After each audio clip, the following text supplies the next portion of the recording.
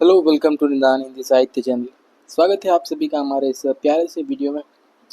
तो चलिए शुरू करते हैं आज का कार्यक्रम।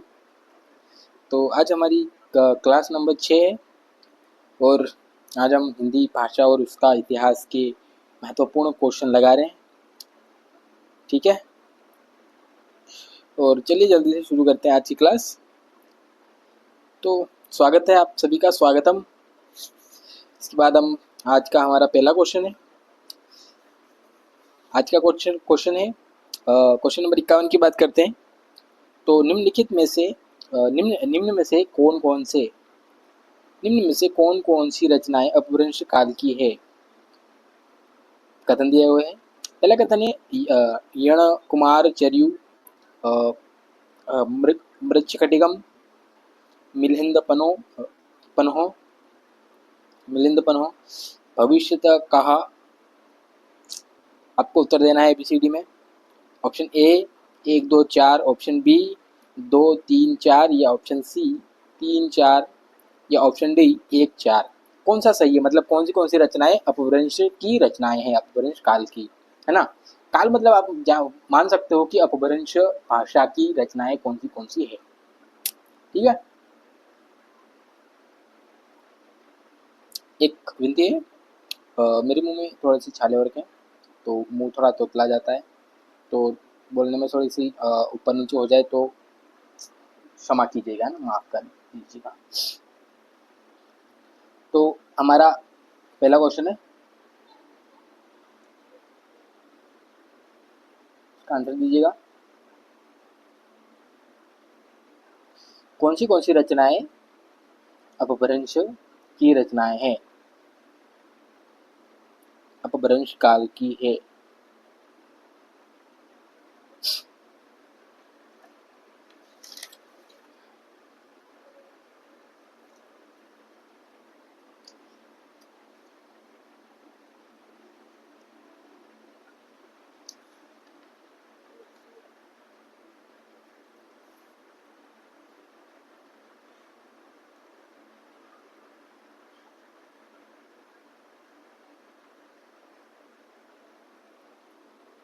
ठीक है, तो एक तो ये 4 नंबर की है, एक तो ये 1 नंबर की। 1 और 4 हमारा सही हो जाएगा, ऑप्शन डी।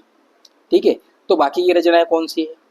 मृच्छकटिगम की बात कर लेते हैं। मृच्छकटिगम प्राकृत की है, ये प्राकृत की है। मिलिंद पन्हों की बात करें तो ये पाली की है। ठीक है, पाली की रचनाएं हैं।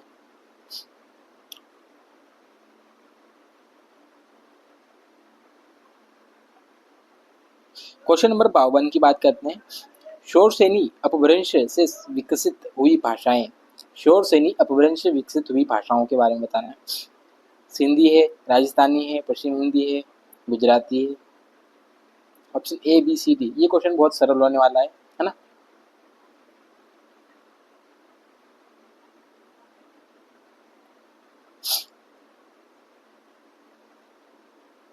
2 3 4,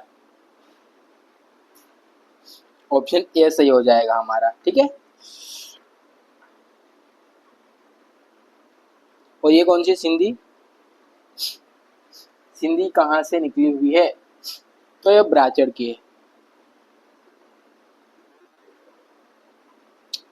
ठीक है, आगे बढ़ते हैं। Question number 53। निम्नलिखित में से कौन सा युग्म सही है, कौन सी युग्म सही है। पहला कथन है लहंदा आधुनिक भारतीय आर्य भाषा की भाषा है, आर्य भाषा है। लौकिक संस्कृत मध्यकालीन भारतीय आर्य भाषा है। पाली मध्यकालीन भारतीय आर्य भाषा है। मध्य पहाड़ी आधुनिक भारतीय आर्य भाषा है। Option A B C D आपको उत्तर देना है। कौन सा युग्म सही है, सही युग्म बताना है आपको, है ना।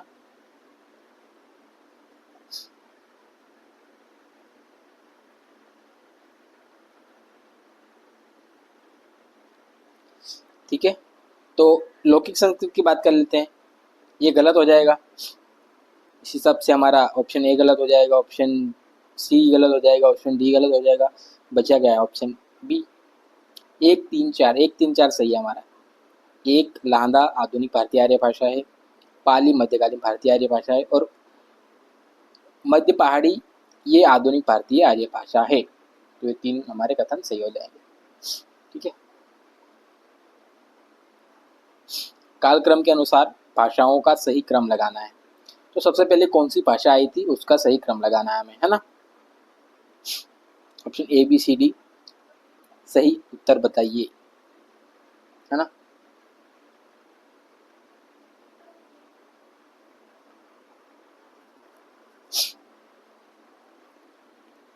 सही कथन की बात करें तो आपने अब तक लगा दिया होगा, है ना।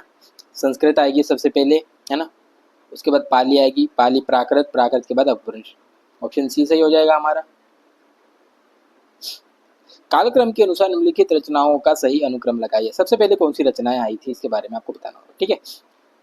Option A B C D जल्दी से आंसर लगाइएगा।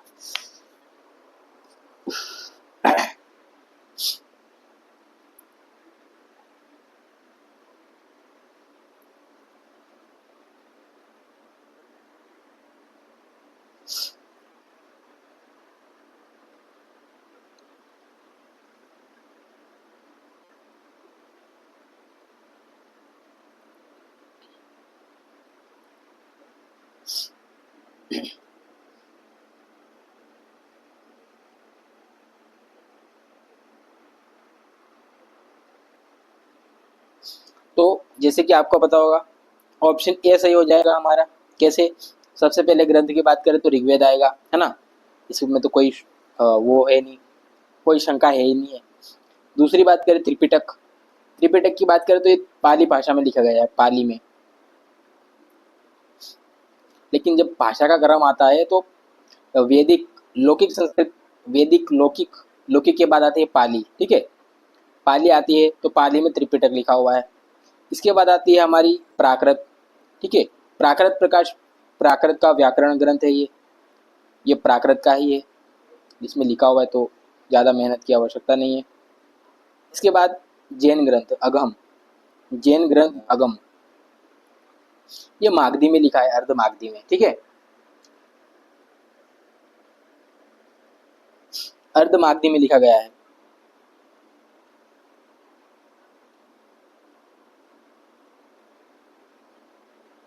अर्ध मागधी में लिखा गया है, तो मागधी तो वैसे ही लास्ट में आती है, तो ऑप्शन ए सही हो जाएगा हमारा। ठीक है। आगे बढ़ते हैं। क्वेश्चन नंबर 56 की बात करते हैं। साहित्य रचना के आधार पर कालक्रम के अनुसार निम्नलिखित भाषाओं बोलियों का सही क्रम लगाइए। ठीक है। तो रचनाओं के हिसाब से बताना है आपको, है ना। साहित्य रचना के आधार पर कालक्रम बताना है, कौन सी पहले रचना साहित्य, मतलब कौन सी भाषा में सबसे पहले साहित्य रचा गया था। ए बी सी डी आपको उत्तर बताना है ना। ऑप्शन पढ़ने की कोई आवश्यकता नहीं है, क्योंकि आपने अच्छे से देख रहे हो, है ना, क्लास देख रहे हो, तो आपको लगाना है, मेरे पढ़ने का वेट नहीं करना है। ठीक है।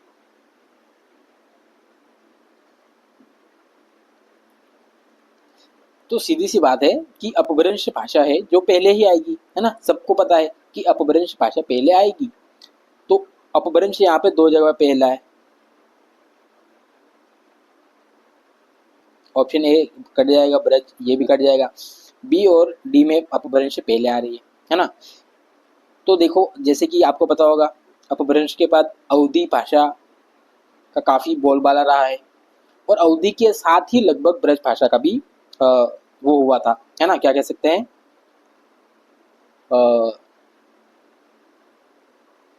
विकास हुआ था, है ना। अवधि के साथ ब्रज का भी विकास हुआ था। लेकिन खड़ी बोली लास्ट में आई थी, है ना, आधुनिक काल में, और ये ब्रज भाषा और ये भक्ति काल में हुए थे। अब ऑप्शन डी की बात करें तो यहाँ पे खड़ी बोली बीच में डाल दिया, अवधि के साथ ब्रज भाषा को लास्ट में कर दिया है, तो ये हमारा नहीं हो सकता, क्योंकि खड़ी बोली लास्ट में आई थी, आधुनिक काल में आई थी, और ये ब्रज भाषा और अवधि ये दोनों ही भक्ति काल की भाषाएं हैं। तो ऑप्शन बी हमारा सही हो जाएगा, है ना। सब फर्क नहीं पड़ता कि अवधि पहले आई या ब्रज आई, लगभग ये एक ही काल में विकसित हुई थी, एक ही काल में इनकी रचनाएं हो रही थी। जैसे कि कहा जाए तो कृष्ण भक्ति काव्य धारा के अंतर्गत, ठीक है, सूरदास ने लिखा था।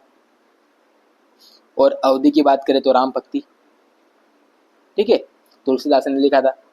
और ये आधुनिक रचनाएं लिखी गई थी, कविताएं, गद्य, पद्य, ठीक है। नेक्स्ट क्वेश्चन, क्वेश्चन नंबर 57 की बात करते हैं। निम्नलिखित में से कौन सा युग्म सही नहीं है? आपको गलत बताना है, गलत, ठीक है, ये याद रखना, गलत बताना है। स्वयंभू अपभ्रंश के कवि है, संबंध बताना है, स्वयंभू अपभ्रंश से संबंधित है, मोगलायन पाली से संबंधित है, और जयशंकर प्रसाद अवधि से संबंधित है, या सूरदास ब्रज भाषा से संबंधित है।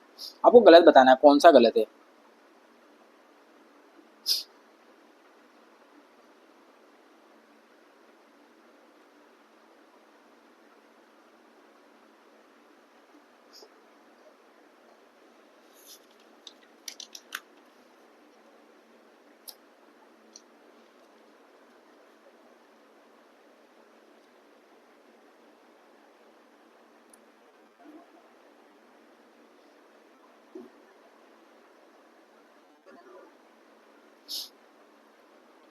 आसान क्वेश्चन हो सकता था अगर आपने ध्यान दिया होगा तो, है ना, पिछले क्वेश्चन ध्यान दिए होंगे तो आपने से लगा दिया होगा। स्वयंभू अपभ्रंश से ही संबंधित है। मोगलायन, मोगलान ये भी पाली से संबंधित है। मोगलान व्याकरण करके इन्होंने व्याकरण लिखा है ना। स्वयंभू को तो आपको पता ही होगा, है ना। स्वयंभू की रचनाओं के बारे में आपने देखा ही होगा, एक पाउमचर्यु, एक रेठणेमुचर्यु, और स्वयंभू छंद लिखा है उन्होंने, है ना। 3 रचनाएं प्रमुख है इनकी। सूरदास की बात करें तो ब्रज भाषा के प्रमुख कवि हैं ये, है ना। इन्होंने सबसे ज्यादा कृष्ण भक्ति काव्यधारा के अंतर्गत इन्होंने ये लिखा है ब्रज भाषा में, सुर, ठीक है, सुर सागर लिखा है। और जयशंकर प्रसाद की बात करें तो इनकी भाषा क्या है? इनकी भाषा लगभग खड़ी बोली है ना। ब्रज भाषा में लिखा है उन्होंने, लेकिन खड़ी बोली है। अवधी भाषा की बात करें तो इनकी भाषा अवधी नहीं है।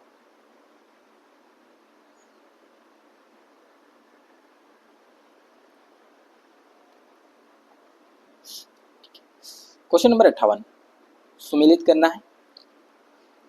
तो सूची 1 आधुनिक भाषा, सूची 2 क्षेत्रीय रूप, मिलान करना है। एक तरफ असमिया है, राजस्थानी है, लाहदा है और पूर्वी हिंदी है। ब्राह्मण है, महाराष्ट्री है, मागधी है, शोरसेनी और अर्धमागधी है।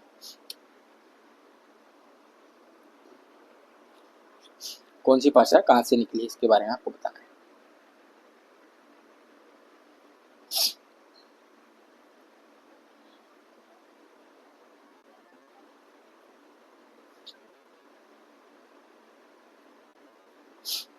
चलो एलिमिनेशन मेथड के साथ हम इसको सॉल्व करते हैं, है ना। सब बाकी कोई पता ना हो, लेकिन एक तो पता ही होगा, शोरसेनी से राजस्थानी निकली है ना। इसके बाद एक चीज और याद होगी आपको, पूर्वी हिंदी से अर्धमागधी निकली है। लगभग ऐसे वाले क्वेश्चन में 2 ऑप्शन तो हमें पता ही होने चाहिए ना, तभी हम एलिमिनेशन मेथड यूज कर सकते हैं। जैसे अभी इसके साथ हम करेंगे ना। बी का चौथा देखते हैं। बी का चौथा देखो, अगर आपको एक ही पता तो होता तो भी मिल जाता, ऑप्शन बी सही हो जाएगा, है ना। और बी का 5वां। अब सी की बात करें तो पहला आ जाएगा लाहंदा, ब्राह्मण, पेशाची। और ए की बात करें तो ये एक ही बचा अभी, थर्ड, असमिया मागधी के अंतर्गत आती है। मागधी के अंतर्गत और आती है बिहारी, आती है ना, बिहारी आती है, बांग्ला आती है, बांग्ला आती, उड़िया आती है, उड़िया आती है ना, असमिया आती है, ये मागधी के अंतर्गत आती है। शोरसेनी के अंतर्गत भी और आती है, लेकिन उनको हम आगे देखेंगे। ये कहां से आ गया था?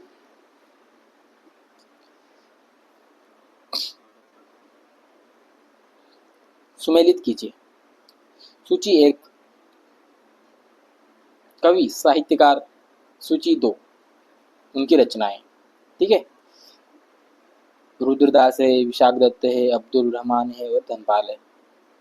इनकी रचनाओं के साथ उनका मिलान करना है ना।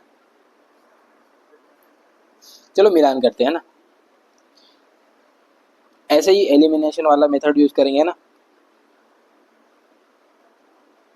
एलिमिनेट करते हैं। सबसे पहले तो जो हमें पता है वो देखते हैं, फिर एलिमिनेट करेंगे ऑप्शन को। अब्दुल रहमान की रचना हमें पता है ना, जिसे अद्दहमाण भी कहते हैं। कौन सी रचना है? संदेश राजक। तो सी का पहला कहाँ पर है? दो जगह पे, ऑप्शन बी और ए खत्म हो जाएंगे हमारे, सी और डी में है सी का पहला। इसके बाद और कोई याद आ रहा है? एक आपको याद रखनी ही चाहिए, विशाख दत्त की मुद्रा राक्षस। विशाख दत्त की है मुद्रा राक्षस, ये याद रखना ही आपको है ना, ये कहीं पे पूछ ही लेता है। मुद्रा राक्षस बी का चौथा कहाँ पे है? ऑप्शन डी सही हो जाएगा हमारा, ऑप्शन डी। पहले का थर्ड, रुद्रसेन का है चंद्रलेख, और धनपाल का है भविष्यत कह। भविष्यत कह, कह, कहा, कहा, कहा। ओके, तो अब ये रचना किसकी है आप बताओ मेरे को। इनका नाम है कनक मार। कनक का, कनक का मार, ऐसे ही कुछ आता है, कनक का मार। कनक का मार करके एक कवि है, उनकी रचना है। वो देख कौन से कवि है? अपभ्रंश के कवि है, अपभ्रंश के। पूछ सकता है ना।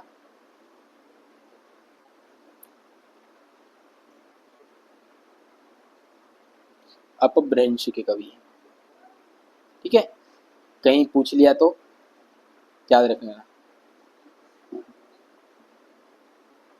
फिर से, एक तरफ काव्य भाषा, एक तरफ रचना। अपभ्रंश लौकिक, खड़ी बोली और ब्रज भाषा।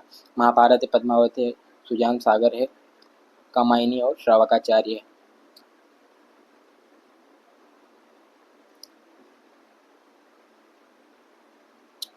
याद करो, हमने पिछले लेक्चर में अगर देखा होगा आपने, अगर नहीं देखा तो जाके जरूर देखिएगा, है ना। वहां पे हमने बात की थी महाभारत लौकिक संस्कृत में लिखी गई थी। बी का पहला,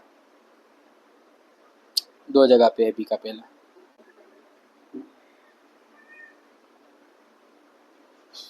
इसके बाद कामायनी खड़ी बोली की पहली रचना है, ये रटा हुआ है सबको। तो सी का चौथा, दोनों जगह पे है। वेरी गुड, है ना।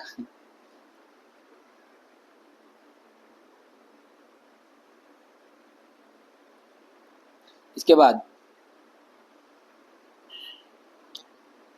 ब्रज भाषा में कौन सी लिखी है?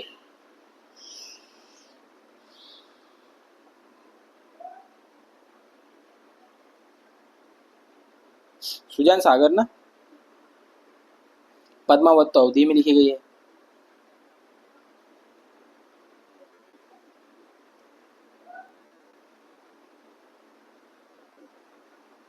अवधि में लिखी है।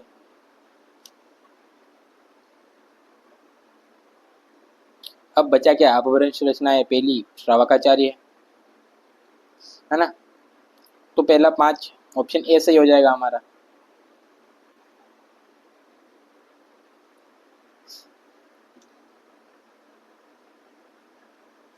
अच्छा, श्रवकाचार्य किसने लिखी है? श्रवकाचार्य, इसके रचनाकार कौन है?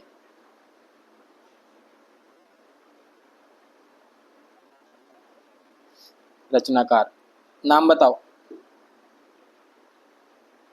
रचनाकार के नाम बताओ आप कमेंट में। क्वेश्चन नंबर 61, भोरे भोरे, सॉरी पहले बता दो, एक तरफ काव्य पंक्ति है, दूसरी तरफ भाषा है। आपको पहचानना है कौन सी पंक्ति कौन सी भाषा से सही मिलान मेल खाती है ना। भोरे भोर, आयल ची घड़ी, बी बेट शिला की शीतल छा, सी या आगे रस कथा प्रकाशो, डी भोग भोज जस मानो। चलो बताइए अभी कौन सी पंक्ति कौन सी रचना की है, जल्दी से, फास्ट।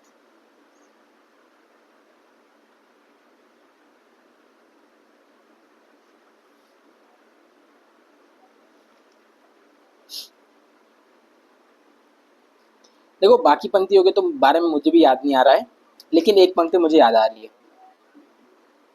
बेट शिला की शीतल छां, ये रचना हमारी कामायनी की है। कामायनी की पंक्ति है ये।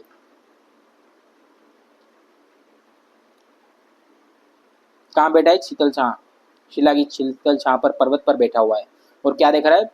प्रलय, प्रलय देख रहा है ना। तो खड़ी बोली की इस पंक्ति के आधार पर हमें सफलता मिलती है या नहीं मिलती, देखते हैं एलिमिनेशन में। एलिमिनेट करते हैं। सी का मतलब बी का पहला देखेंगे। अभी दो जगह पे हमें कुट्टी खानी पड़ेगी। बी का पहला दो जगह पे। अब दूसरा पहचानते हैं, है ना। भोर, हाँ भोरे भोर आयल छी घड़ी, ये कहाँ पहचानी जा रही है? इसके आगे या आगे रस कथा प्रकाशो, भोग भोज जस मानो।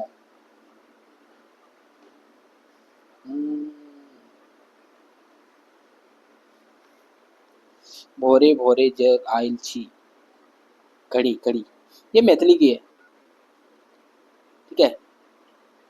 इसके बाद इसके बाद तो आंसर ही मिल गया, ऑप्शन ऐसे ही हो जाएगा। या आगे,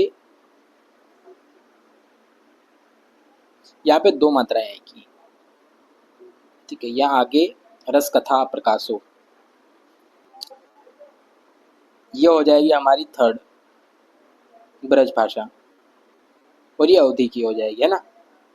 भोग भोज जस मानो, ये अवधि की। चलो आगे बढ़ते हैं। सूची एक बोली, सूची दो क्षेत्र। मिलान कीजिए कौन सी बोली कौन से क्षेत्र के अंतर्गत आती है। बुंदेली बोली है, अवधी बोली है, मारवाड़ी और ब्रज भाषा है।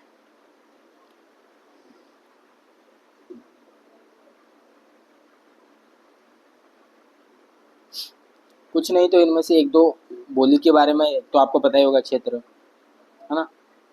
जैसे कि मुझे पता है,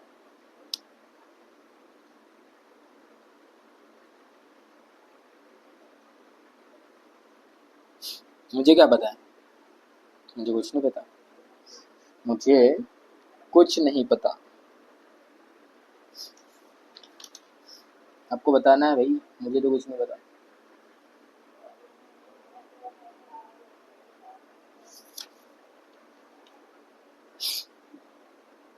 ठीक है, चलो फिर आगे बढ़ते हैं।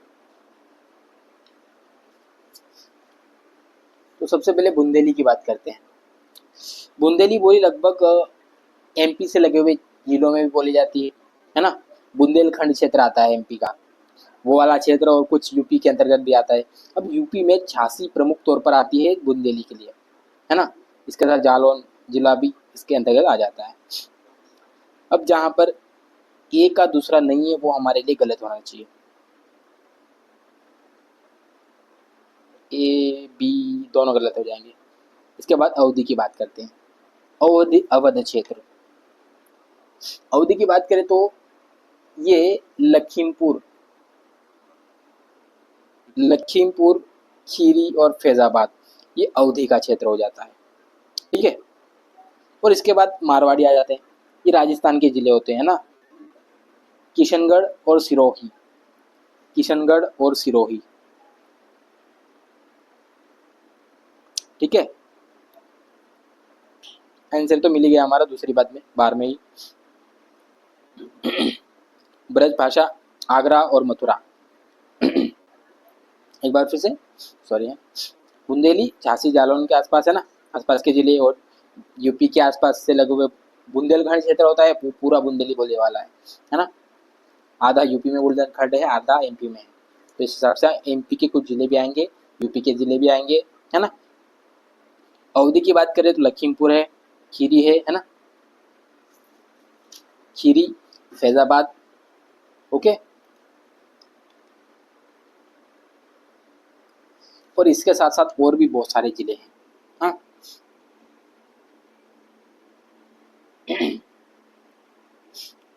और भी बहुत सारे जिले हैं।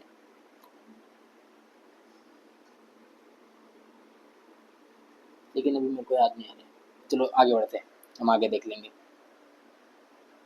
आगे और भी बहुत सारी क्या कहते हैं वो आने वाली है। क्या आने वाली है? क्वेश्चन आने वाले।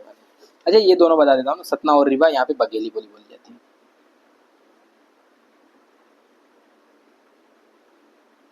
बघेली, सतना और रीवा है ना, याद रखना, सतना और रीवा बघेली के क्षेत्र है।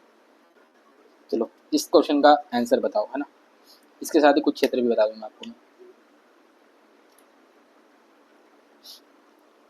मैथिली, अवधी, राजस्थानी, भोजपुरी। एक तरफ रचनाकार हैं, मतलब कौन से रचनाकार कौन सी बोली में रचनाएं लिखते थे।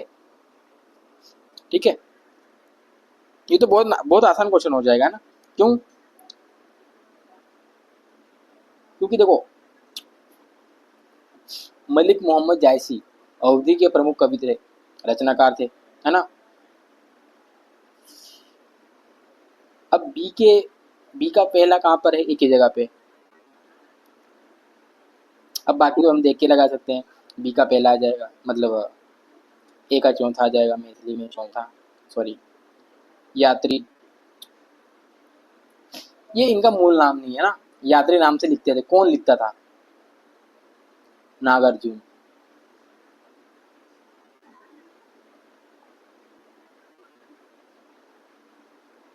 नागा अर्जुन यात्री नाम से लिखते थे, है ना, मैथिली में। ठीक है, और कौन है मैथिली में लिखने वाले? आदिकाल की बात करें तो कौन है? विद्यापति। विद्यापति भी मैथिली में लिखते थे, याद है ना। मैथिली कोकिल भी कहा जाता है उनको। अब इसके बाद राजस्थानी। राजस्थान में कौन लिखता था? राजस्थानी में कौन लिखता था? दूसरा ऑप्शन बी हो जाएगा, मतलब सॉरी सी का सेकंड ही है ना। कुशल राय वाचक ये लिखते थे राजस्थानी में। और भोजपुरी की बात करें तो चौथा सूरदास। सूरदास के पदों में भोजपुरी की कुछ रचनाएं मिलती है ना। नहीं नहीं नहीं नहीं नहीं नहीं, सूरदास तो रही धरणीदास है। धरणीदास भोजपुरी में लिखते थे।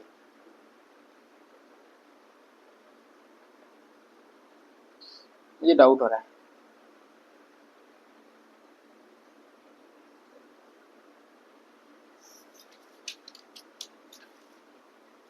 वन मिनट ना।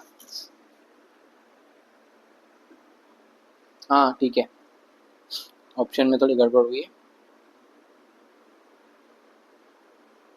गड़बड़ नहीं हुई, मैंने गलत पढ़ लिया था, सॉरी। ऑप्शन सही है। मेरा दिमाग आज थोड़ा सा हिला हुआ है ना। मैंने नीचे वाले ऑप्शन की ऐसे से चार चौथा लगा दिया, पांचवा लगा दिया था। सॉरी। चलो है ना, ऑप्शन बी सही है। और धरणीदास भोजपुरी में लिखते थे। चलो एक तरफ पंक्ति पंक्ति है, कथन है, दूसरी तरफ विद्वानों के नाम है, आपको बताना कौन से विद्वान ने क्या कहा था। ठीक है,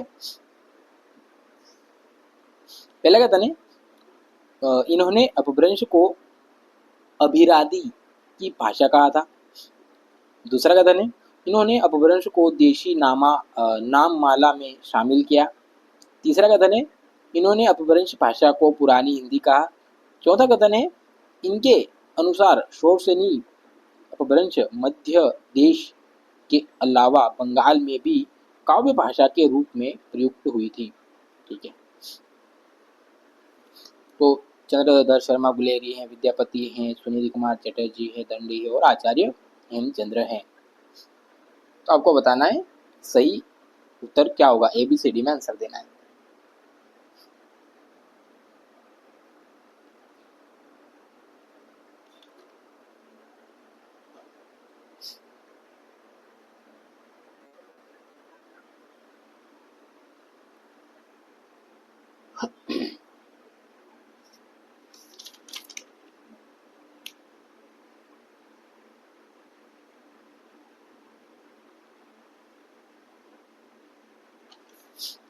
देखो अभिरादि की भाषा कहने वाले कौन थे? दंडी थे।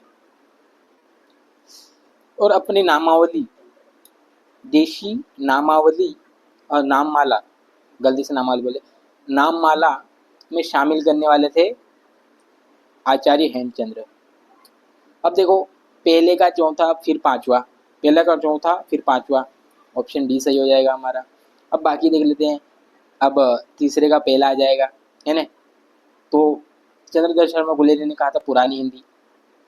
अब डी की बात करें तो तीसरा सुनीति कुमार चटर्जी ने कहा था कि मध्य देश के अलावा बंगाल में भी काव्य भाषा के रूप प्रयुक्त होते हैं, मतलब पाए जाते हैं, है ना। विद्यापति ने क्या कहा था? कुछ नहीं कहा था, इन्हें मैथिली कोकिल कहा जाता है। क्वेश्चन नंबर 65 देखते हैं। निम्नलिखित युग्म सही नहीं है, निम्नलिखित युग्म सही नहीं है। पश्चिम हिंदी शोरसेनी अपभ्रंश, पूर्वी हिंदी अर्धमागधी प्राकृत। देखो पश्चिम के अंतर्गत पश्चिमी हिंदी कहाँ से निकली है? शोरसेनी से। पूर्वी हिंदी अर्धमागधी से निकली है। राजस्थानी ब्राचड़ से नहीं निकली है। पहाड़ी खत से निकली, एकदम सही।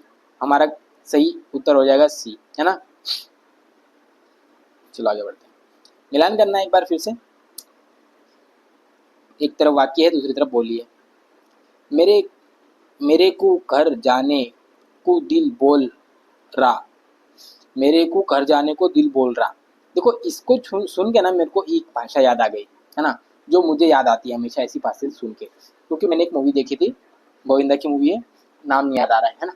उसमें बहुत ज़्यादा गोविंदा ने दक्खनी टाइप की बोली थी। उनके साथ एक रवीना टंडन भी थी, है ना, और उनके साथ एक राजू जो कॉमेडियन थे ना वो भी थे। तो वो मूवी देख के मुझे हमेशा के लिए याद हो गई दक्खनी भाषा की जो बोली है ना। तो ऐसे शब्द देख के मेरे को याद आ जाते हैं, हमेशा याद रहता है चौथी, है ना। अब इसके सहारे आऊँ, बाकी की देख लेंगे। गंगा मैया तो है प्यारी चढ़ाई बो। अब ये तो भोजपुरी हो गई ना, भोजपुरी गाने भी बहुत फेमस है। हमारी छाती पर दंड करे राजा प्रजा और साहब और, ओको बड़ो छोरो खेत मात हो। ये मालवी लग रही मेरे को, दिवाली। चलो अब एलिमिनेट करते हैं ना बाकी का ऑप्शन। पहले का चौथा फिर तीसरा, ऑप्शन ए हमारा सही होगा। अब दूसरे सी का दूसरा,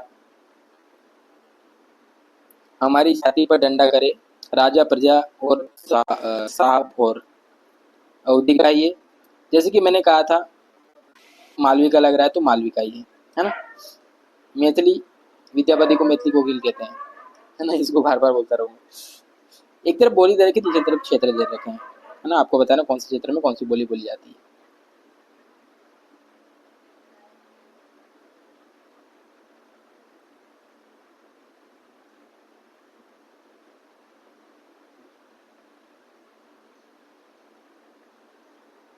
यहाँ पे ब्रज भाषा क्यों दे रखी है? तो गलती से टाइप हो गया। गढ़वाली, कुमाऊनी, अवधी, भोजपुरी।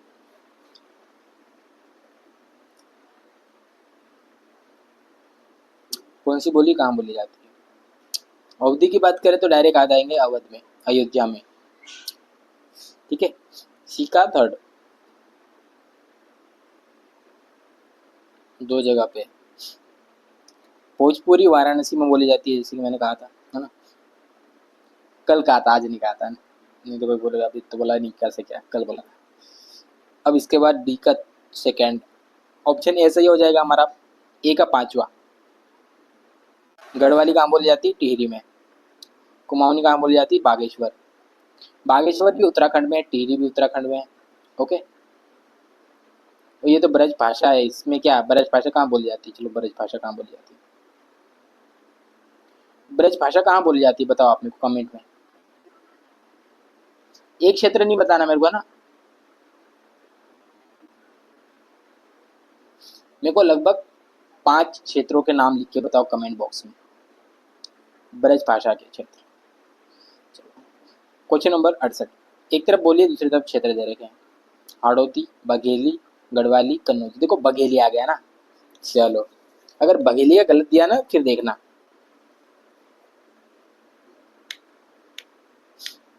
यहाँ पे ना एक कॉम्प्लेट, मतलब क्या कह सकते हैं, ये आपत्ति वाला क्वेश्चन हो सकता है ना, लेकिन इसमें भी तर्क देके बच जाऊंगा मैं भी और आयुब भी बच जाएगा। वो हम बाद में देखेंगे ना, पहले सही तो कर लेते हैं। सबसे पहले हाड़ौती, हाड़ौती राजस्थान में बोली जाती है, ठीक है। बघेली, बघेली बोली मध्य प्रदेश में बोली जाती है। अरे नहीं, यहाँ पे मेरे को लगा था बुंदेली आ गई है, लेकिन बुंदेली नहीं आई, सॉरी। बघेली, ठीक है, मध्य प्रदेश। मैंने बोला था रीवा, सतना, रीवा, सतना, ठीक है। इसके आसपास के क्षेत्र, मिर्जापुर में भी बोली जाती है बघेली, याद होगा आपको मिर्जापुर, ठीक है। इसके बाद गढ़वाली की बात करें, उत्तराखंड में बोली जाती है। कन्नौजी राजस्थान में बोली जाती है, मतलब सॉरी उत्तर प्रदेश में बोली जाती है। और ये हरियाणवी, हरियाणवी हरियाणा में बोली जाती है। हरियाणवी को बाबरू भी कहते हैं, है ना, बाटू भी कह देते हैं कभी कभी। आंसर कौन सा होगा वो तो लगाया ही नहीं, सिंपल है, पहले का थर्ड है, कहाँ पे तीसरा है। इसके बाद बघेली मध्य प्रदेश चौथा आ जाएगा, चौथा दोनों जगह पर, गढ़वाली उत्तर प्रदेश आ जाएगा, फिर पहला आ जाएगा। ये इतना कॉम्प्लेक्स, ठीक है, ऑप्शन सी सही हो जाएगा हमारा। चलो क्वेश्चन नंबर 69 की बात करते हैं। पूर्व से पश्चिम की ओर जाते हुए भाषाओं का सही क्रम बताइए। पूर्व से पश्चिम की तरफ जाना ना, ये पूर्व हो गया और पश्चिम।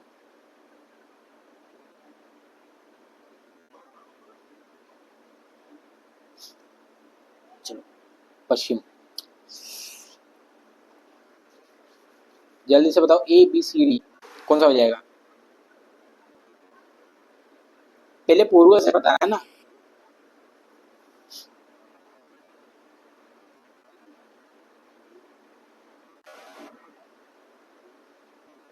देखो पश्चिम में कौन सी आएगी, पूर्व में कौन सी आएगी, मैथिली, है ना।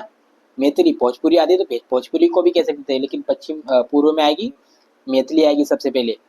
अब मैथिली की जगह पे है तो उत्तर तो हमारे एक ही होना चाहिए ना, मैथिली आएगी, फिर मध्य के अंतर्गत आ जाती है कि मध्य में अवधि आएगी, फिर ब्रज आ जाएगी, ब्रज हरियाणवी, ये पूर्व के अंतर्गत ही आती है ना, पूर्वी हिंदी के अंतर्गत आती है तो ये पूर्व में मानी जाती है ना। उत्तर पूर्व ये क्षेत्र है इसका, उत्तर पूर्व, मतलब सॉरी उत्तर पश्चिम है, पूर्व बोला जा रहा था बार बार। Question number 70। पश्चिम से पूर्व की ओर जाते समय भाषाओं का सही क्रम, अब पश्चिम से पूर्व जाना है, पहले जा रहे थे पूर्व से पश्चिम, अब पश्चिम से पूर्व जाना है, उल्टा फिर वापस, है ना। चलो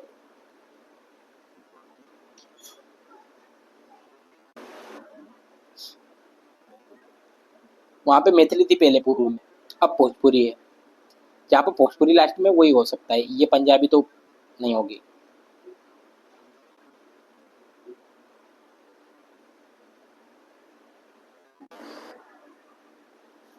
ओ नो, ये दोनों ऑप्शन तो एकदम सेम है।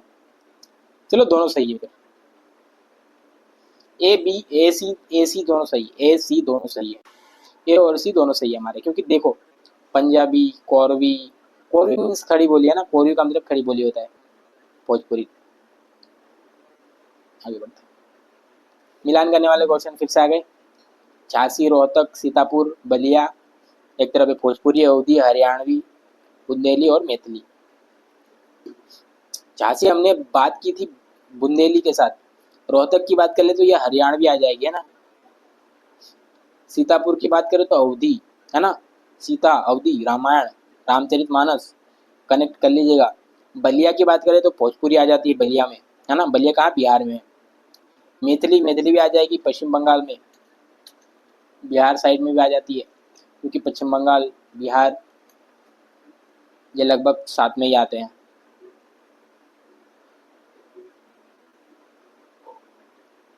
इसके बाद बात करते हैं क्वेश्चन नंबर 72। निम्नलिखित बोलियों को उत्तर से दक्षिण क्रम में संयोजित कीजिए। अब ऊपर से नीचे आना है, ऐसे ही कहते हैं यहाँ पे, उत्तर से दक्षिण, है ना। चलो उत्तर से दक्षिण की तरफ आते हैं। बताइए जल्दी से।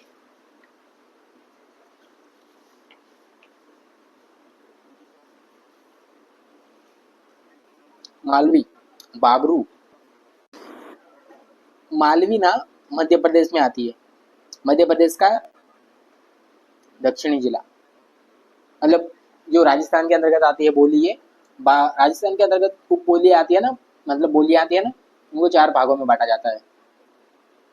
ठीक है, उत्तर, दक्षिण, पश्चिम और पूर्व।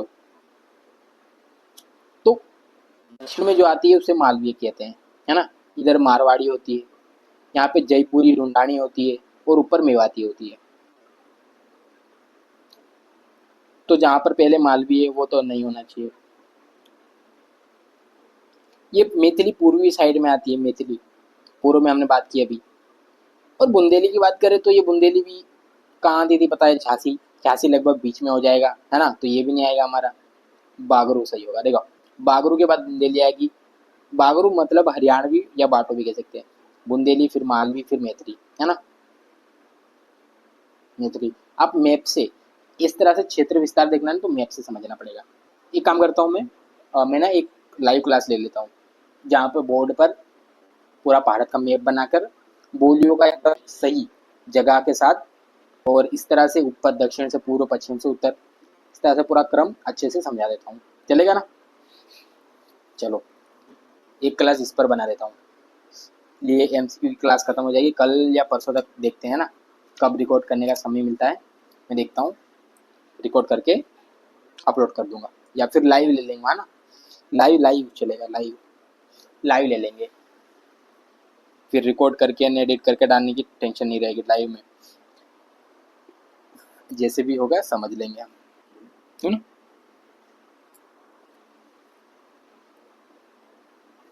मिलान करना है फिर से एक बार। मधुबनी, नैनीताल, भीलवाड़ा, झालावाड़, हाड़ौती, मेवाती, कुमाऊनी, मैथिली और गढ़वाली। जल्दी से उठा के गढ़वाली को हाथ लगा दो।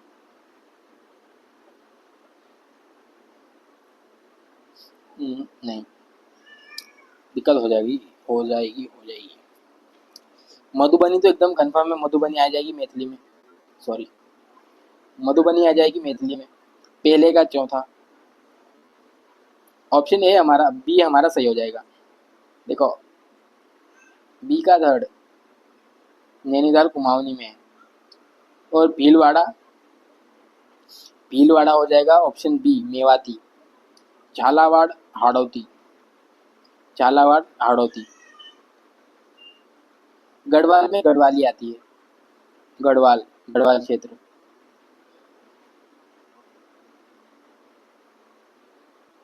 गढ़वाल में गढ़वाली आती है ना, नैनीताल में कुमाऊनी आती है।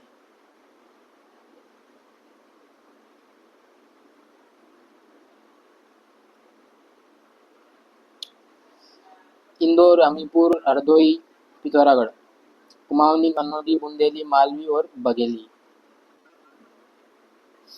अभी मैंने बताया था ना पिछले क्वेश्चन में कि मालवी इंदौर क्षेत्र में आती है। इंदौर नहीं बताया था मैंने, दक्षिण क्षेत्र में आती है ना। लेकिन लगभग एमपी में ही सबसे ज़्यादा आती है, और कुछ क्षेत्र राजस्थान के भी। हाँ, पिथौरागढ़ आ जाएगा हमारा कुमाऊनी का क्षेत्र, ए का चौथा और डी का पहला। ऐसा कॉम्बिनेशन एक ही जगह पे, ऑप्शन बी। तो बी का थर्ड आ जाएगा। हमीरपुर बुंदेली का है ना। बुंदेली हमीरपुर भी आ जाएगा, जालौन, झांसी, है ना। अब हरदोई की बात करें तो हरदोई ऑप्शन बी, कन्नौजी। हरदोई, हरदोई में और कन्नौजी बोली बोली जाती है ना। बघेली की बात करें तो रीवा, सतना,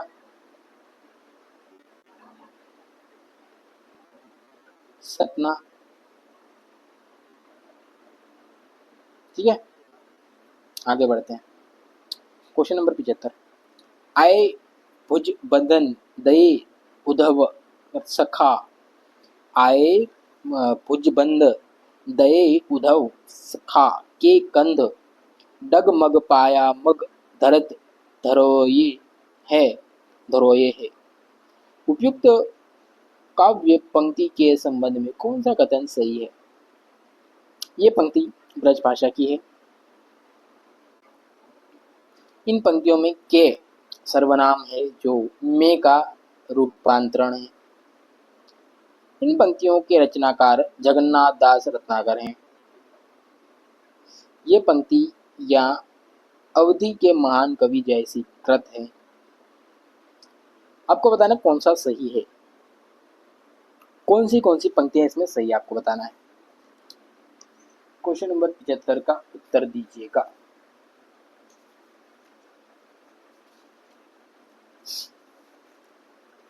फटाफट।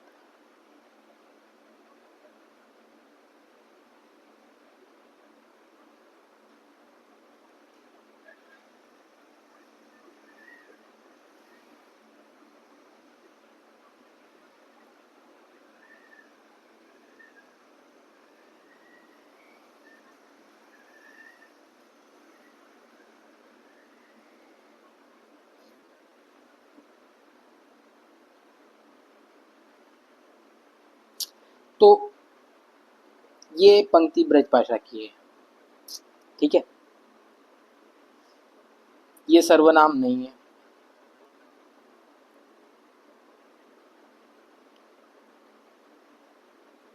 जैसे कि हमने कहा ये पंक्ति किसकी है? ब्रज भाषा की है। तो यहाँ पर अवधि के महान कवि जायसी कृत है, ये तो नामुमकिन हो जाएगा। तो थर्ड आ जाएगा ऑप्शन ए और थर्ड, एक और तीन, ऑप्शन बी सही हो जाएगा हमारा। अवधि की प्रमुख विशेषता बताना है।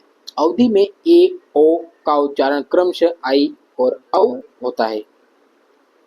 दूसरा कथन, अवधि के विशेषण मूल रूप से अकारांत होते हैं। तीसरा, अवधि में संबंध कारक के लिए से का प्रयोग होता है। चौथा, आई अस्साई अस्सो नौ अवधि में अव्यय के रूप युक्त होते हैं। आपको बताना है कौन सा कथन सही है। Option A B C D उत्तर दीजिएगा।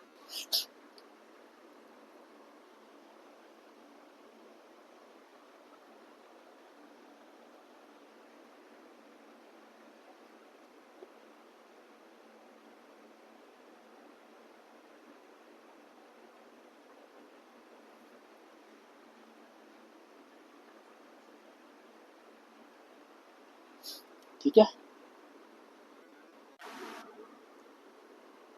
इसका सही उत्तर हो जाएगा ऑप्शन ए।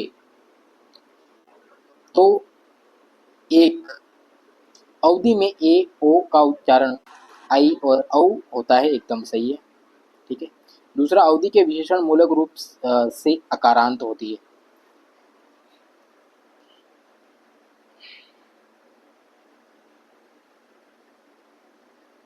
विशेषण मूलक रूप से अकारांत होती है।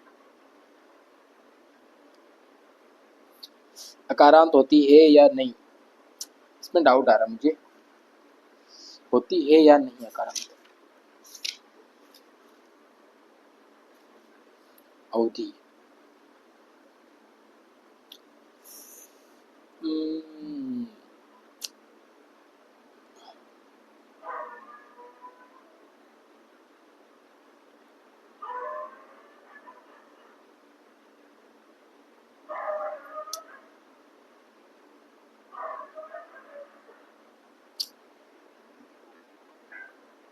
सही है ना? सही सही अकारांत होती है। इसके बाद चौथा सही हो जाएगा, तीसरा गलत है ना। क्वेश्चन नंबर 77, निम्नलिखित में से कौन सा उर्दू के प्रसिद्ध लेखक व शायर नहीं है? उर्दू के लेखक व शायर कौन नहीं है बताना आपको। गुलाम अली, जफर, गालिब, शाह मिराजी। शाह मिराजी।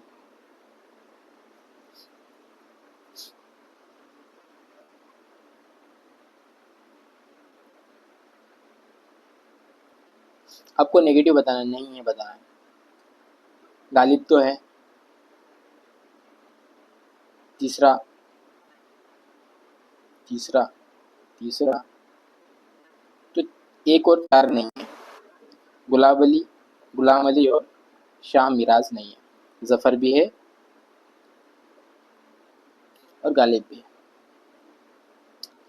Question number 78। पहला कथन है, सत्य कथन बताने। राजभाषा का प्रावधान संविधान की धारा 343 से 371 सॉरी 51 के अनुच्छेदों में वर्णित है। ठीक है। दूसरा कथन है, 92 संशोधन अधिनियम 2003 द्वारा वर्ष 2004 भाषाएं बोडो, संथाली, डोंगरी, ब्रज भाषा जोड़ी गई है। चलो ये गलत है ना। ठीक है, बोडो, डोंगरी, मैथिली, ठीक है मैथिली आएगी ना, डोंगरी, बोडो, डोंगरी, संथाली, मैथिली, यहाँ पे मैथिली आनी चाहिए थी लेकिन गलत हो जाएगा हमारा। अनुच्छेद 210 के अनुसार प्रांतों के राज्य विधानमंडलों का कार्य राज्य की राजभाषा में या हिंदी अंग्रेजी में होगा। ठीक है, देखते हैं। राजभाषा अधिनियम 1974 के अनुसार केंद्रीय कार्यालयों में प्रेषित हिंदी पत्रों का उत्तर भी हिंदी में दिया जाएगा। उत्तर भी हिंदी में दिया जाएगा। आपको बताना है सही कथन कौन सा।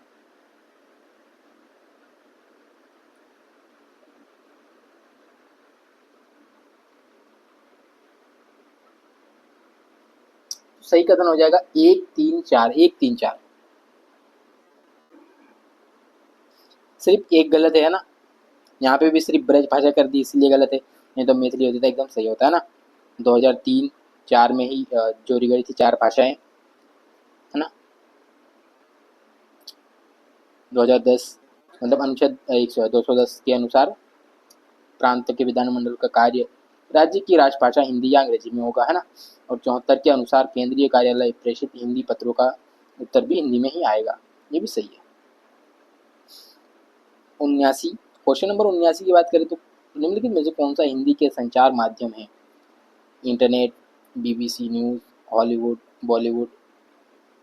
बताना आपको कौन सा हिंदी के संचार माध्यम है। देखो हॉलीवुड तो होगा नहीं ना, वो तो अंग्रेजी भाषा में बोली जाती है वहाँ पे, इसमें कहाँ से हो जाएगा ये। तो ये तो कट, 2 बचे हैं। एक तो BBC न्यूज़ या इंटरनेट। इंटरनेट तो सर्वाइवर है ना, इंटरनेट तो काफ़ी ज़्यादा फेमस है हिंदी के लिए, मतलब हिंदी के प्रसार के लिए। और दूसरा आ जाएगा बॉलीवुड, हिंदी मूवियाँ बनती है ना काफ़ी। BBC न्यूज़ भी इंग्लिश में चलता रहता है, हालांकि आजकल BBC न्यूज़ भी हिंदी में आते हैं लेकिन फिर भी। क्वेश्चन नंबर 80, देवनागरी लिपि की विशेषताएं बताइए। देवनागरी लिपि अक्षरात्मक है। देवनागरी लिपि में सभी ध्वनियों को अंकित करने की क्षमता है। देवनागरी लिपि में मुख्य वर्ण की समस्या है। देवनागरी लिपि में प्रत्येक ध्वनि के लिए एक निश्चित वर्ण है। एक ABCD आप उत्तर दीजिए, सही बताना आपको। देखो अक्षरात्मक तो ये है, इसके साथ ये बात करें तो ये भी है हमारे पास, है ना। लेकिन ये तो नहीं है ना मुक्त ध्वनि, साइलेंट वर्ड तो होते नहीं हमारे यहाँ, अंग्रेजी में होते हैं। तो यहाँ पर थर्ड है, 3 है, उसको निकालो। देखो अगर हमें कोई अच्छी चीज़ चाहिए तो हमें बुरी चीज़ से अलग रहना चाहिए, दूर रहना चाहिए, है ना। तो बुरी चीज़ मतलब गलत गलत हो उसे निकाल दो पहले, हमारा आंसर मिल जाता है। देखो गलत निकालने के बाद अगर हमें गलत इतना पता होता, बाकी सब नहीं पता होते तो भी हमें आंसर मिल जाता।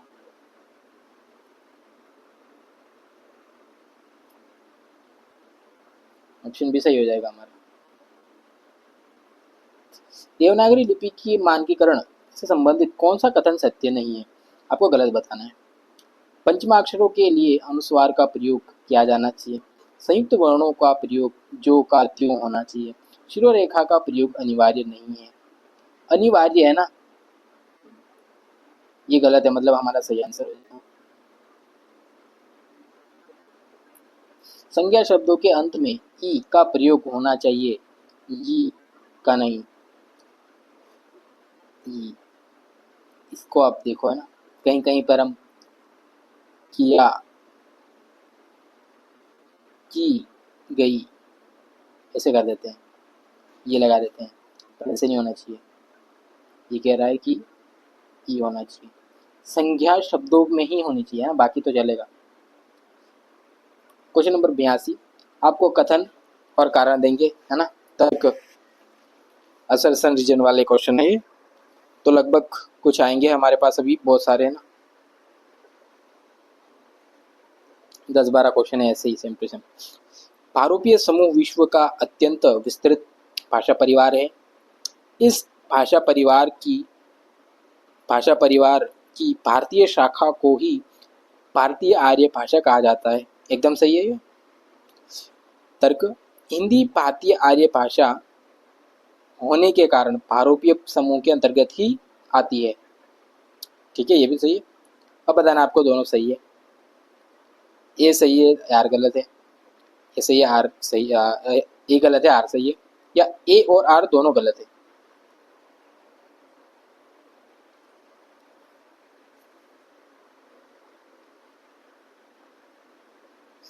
तो ये दोनों सही है, सॉरी दोनों सही है ना। स्थापना है, ऐतिहासिक दृष्टि से हिंदी प्रदेश में 5 प्राकृतें थी, अपभ्रंश, शोरसेनी, अर्धमागधी, मागधी और खस। ये भी सही है ना, थी तो सही। रीजन, जिसे हम हिंदी कहते हैं वह इन्हीं 5 प्राकृतों की उत्तर अधिकारिणी विभाषाओं का संघ है। ठीक है, इसकी उत्तराधिकारी है, विभाषा मतलब उपभाषा है, ठीक है, दोनों सही है ना फिर। क्वेश्चन नंबर 84, मारवाड़ी राजस्थान के पश्चिम भाग की बोली है, अतः इसे पश्चिमी राजस्थानी भी कहते हैं। देखो मैंने बताया था पीछे है ना, राजस्थानी मारवाड़ी पश्चिम में आती है ना, उत्तर में कौन सी आती है, मेवाती आती है, दक्षिण में मालवी आती है, पश्चिम में जयपुरी या ढूंढानी आती है। पुरानी मारवाड़ी को ही डिंगल कहा गया। हिंदी साहित्य का आदिकालीन वीर गाथा काव्य इसी उपभाषा में है। ठीक है, इसी को डिंगल कहा गया है ना, याद रखना, ये दोनों सही हो जाएंगे। कथन पूछ लेगा ये वाली पंक्ति है ना, कि डिंगल भाषा कौन सी राजस्थानी भाषा को कहा जाता है, आपको बताना पुरानी मारवाड़ी है ना, पश्चिम क्षेत्र है इसका। क्वेश्चन नंबर 85, भाषा विज्ञान कारण है, कथन है, भाषा विज्ञान की दृष्टि से अवधी और बघेली में कोई अंतर नहीं है। रीजन, बघेली का केंद्र मध्य प्रदेश का रीवा क्षेत्र है, अतः इसे रिवाई भी कहते हैं। ठीक है, इसे रिवाई भी कहते हैं, और इसमें कोई अंतर लगभग देखो, एक तरह देखा जाए तो पूरे के पूरा नहीं, लेकिन लगभग है ना, कह सकते हैं 50% है ना, 50% समानताएं देखने को मिलती है इसमें, तो लगभग समान ही है ना, सही हो जाएगा, दोनों सही है।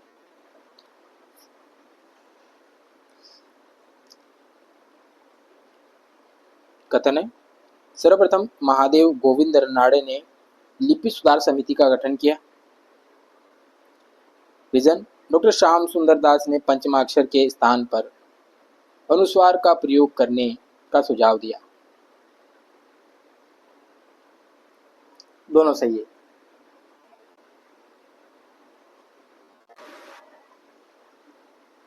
यहाँ पे सही गलत है ना, और एग्जाम में ये भी ऐसे भी आते हैं कि ये इसकी व्याख्या नहीं है, इसकी व्याख्या है, तो यहाँ पे व्याख्या नहीं है लेकिन दोनों सही है ना, इसकी व्याख्या नहीं हो रही है लेकिन सही है दोनों, इसमें ध्यान रखना है। इसी कथन के बारे में स्पष्ट किया जाना तभी, जैसे किसे पता करेंगे, सर्वप्रथम महादेव गोविंद रनाड़े ने लिपि सुधार समिति का गठन किया, क्योंकि यहाँ पे क्योंकि लगाना है आपको, दूसरे कथन में क्योंकि, इसको हटा के क्योंकि लगाना और पूरा कथन पढ़ना। अगर आपको लगे कि मेल खा रहा है, इसका उत्तर मिल रहा है यहाँ पे, तो इसकी व्याख्या हो रही है। अगर क्योंकि लगाने के बाद कुछ अलग ही जा रहा है, उत्तर सही से नहीं मिल रहा है, तो मतलब इसकी व्याख्या नहीं हो रही है। अगर कथन सही है तो सही होगा। ठीक है, चलो आगे बढ़ते हैं। वैसे वाले क्वेश्चन भी लाऊंगा ना।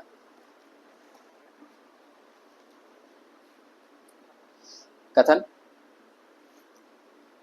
वर्णात्मक लिपि समय, श्रम व स्थान सभी दृष्टिकोण से उपयुक्त नहीं है। रीजन, यह अधिक स्थान घेरती है। सही है, दोनों सही है। हिंदी ने अपभ्रंश की सारी प्रवृत्तियों को नहीं अपनाया। तर्क, संस्कृत, पाली, प्राकृत आदि संयोगात्मक भाषा थी।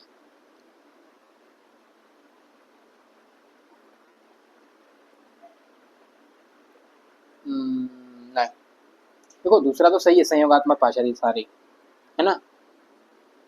आर तो सही है, ए गलत है। सारी प्रवृत्तियों को नहीं अपनाया, लगभग पूरी प्रवृत्तियों को अपना लिया था, है ना, सभी मिलती है इसमें। तो ए गलत है, आर सही है। ऑप्शन सी सही हो जाएगा हमारा। क्वेश्चन नंबर 89, खड़ी बोली आकार बहुला है। ओके, इसमें अधिकांश अकारांत शब्दों का प्रयोग नहीं होता। जब आकार बहुला है तो अकारांत शब्दों का प्रयोग क्यों होगा?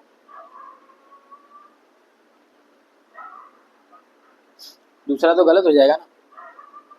ए सही, आर गलत, ऑप्शन बी सही हो जाएगा हमारा।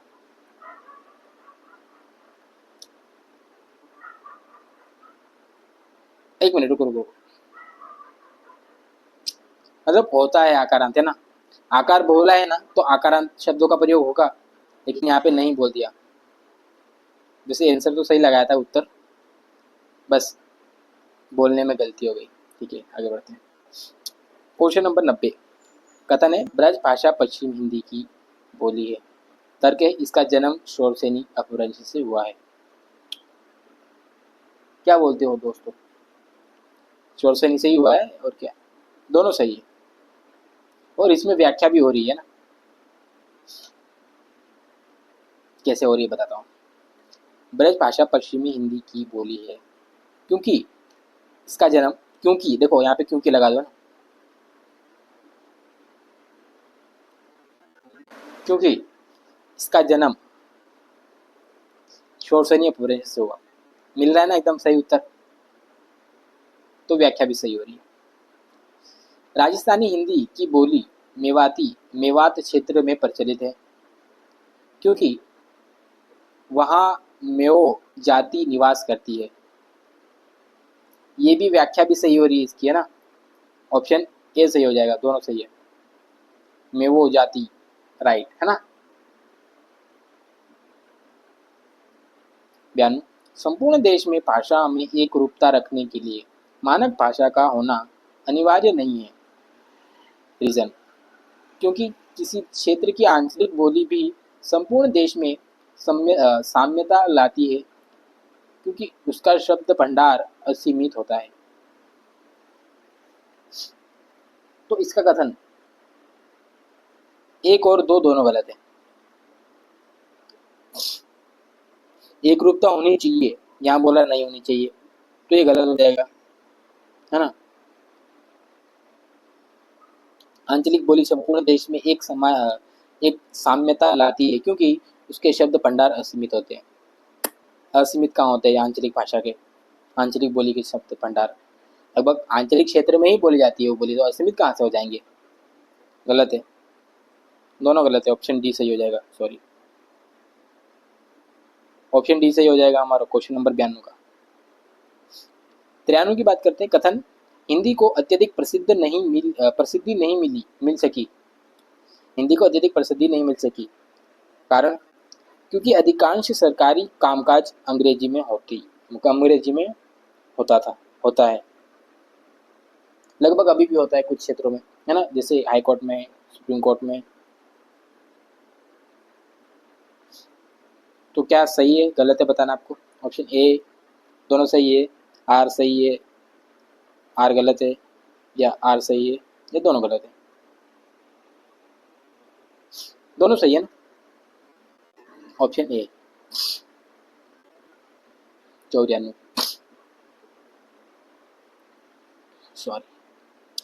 कथन: 14 सितंबर 1950 को भारतीय संविधान ने हिंदी को मान्यता दी, क्योंकि 14 सितंबर को प्रतिवर्ष हिंदी दिवस मनाया जाता है।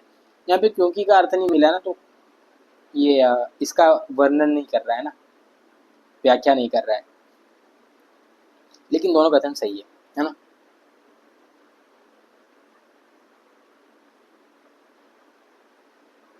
अच्छा, नहीं नहीं, दोनों कथन क्यों सही है?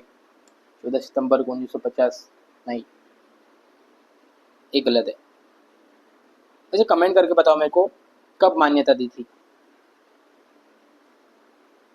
कब मान्यता दी थी, कमेंट में बताओ मेरे को। दूसरा सही है ना? आर सही है, ए गलत, ऑप्शन सी सही हो जाएगा। अर्धमागधी अपभ्रंश से विकसित बोली। अर्धमागधी अपभ्रंश से विकसित बोली है। बागरू है, बघेली है, ब्रज है, भोजपुरी है। अर्धमागधी पूर्वी हिंदी में आती है। पूर्वी हिंदी कहाँ आती है? बघेली, है ना? बघेली के बाद छत्तीसगढ़ी, अवधी। निम्नलिखित में से किस भाषा को संविधान की अष्टम सूची में सम्मिलित नहीं किया गया? आठवीं सूची में सम्मिलित नहीं किया गया। डोंगरी को, मणिपुरी को, मैथिली को, छत्तीसगढ़ी को। छत्तीसगढ़ी को नहीं किया है ना, बाकी इन तीनों को किया है। तीनों को किया है। ऑप्शन डी हो जाएगा पिछले का। संत्यानु पुष्पदंत पुष्यदंत की प्रबंध प्रबंध रचना ऋक्षणयमुचर्यु, रणयमुचर्यु, पाउमचर्यु या भविष्यतका। ये तो धनपाल की है ना, धनपाल की है ये।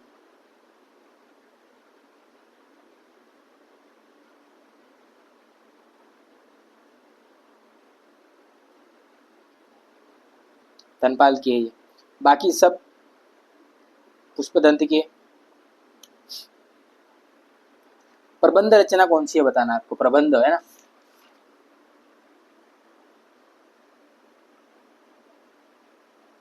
तो इनकी प्रबंध रचना है ऋणे कुमारचर्यु, ऋण कुमारचर्यु, ऋण कुमारचर्यु, ऋण कुमारचर्यु।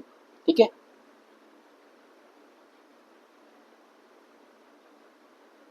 क्वेश्चन नंबर 95, इनमें से कौन सी बोली आकार बहुल्य नहीं है? आकार बहुल्य नहीं है। खड़ी बोली, ब्रज, बुंदेली और कन्नौजी। आकार बहुल नहीं है, कौन सी?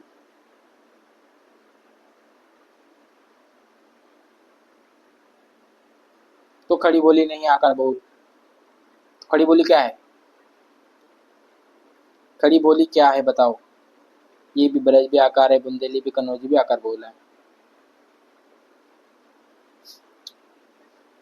क्वेश्चन नंबर 99, अवधि का विकास किस अपभ्रंश से हुआ है? महाराष्ट्री, सोरसैनी, अर्धमागधी या मागधी? मागधी से बिहारी हुई है, बांग्ला भी है, ठीक है, उड़िया हुई है, असमिया भी हुई है, ठीक है। अर्धमागधी से पूर्वी हिंदी हुई है।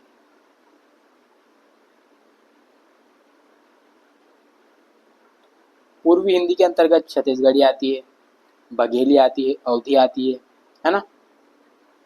महाराष्ट्र से मराठी आती है। शोरसैनी से पश्चिम हिंदी, पश्चिमी राजस्थानी, ठीक है, राजस्थानी, गुजराती, ये सब आती है।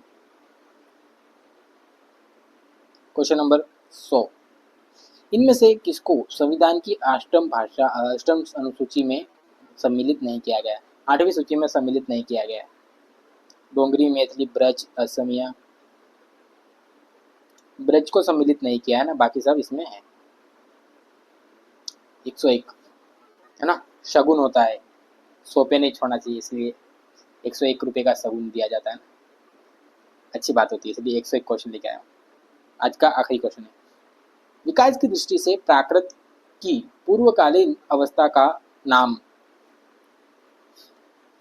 प्राकृत की पूर्वकालीन अवस्था, पाली, संस्कृत या हिंदी, अवध। ये बात की है हिंदी और ये संस्कृत तो पाली से पहले की है। ऑप्शन ए सही हो जाएगा, पाली। प्राकृत से पहले पाली आती थी। धन्यवाद, बहुत बहुत धन्यवाद आप सभी का। ठीक है, इसी तरह बनिए रहिए। आपकी तैयारी को चार चांद लगाने के लिए मैं तत्पर हूँ, और इसी तरह आगे भी जब तक एग्ज़ाम नहीं हो जाती इसी तरह चलती रहेगी ये क्लास। हाँ ठीक है, फिर मिलते हैं फिर कल। जय हिंद।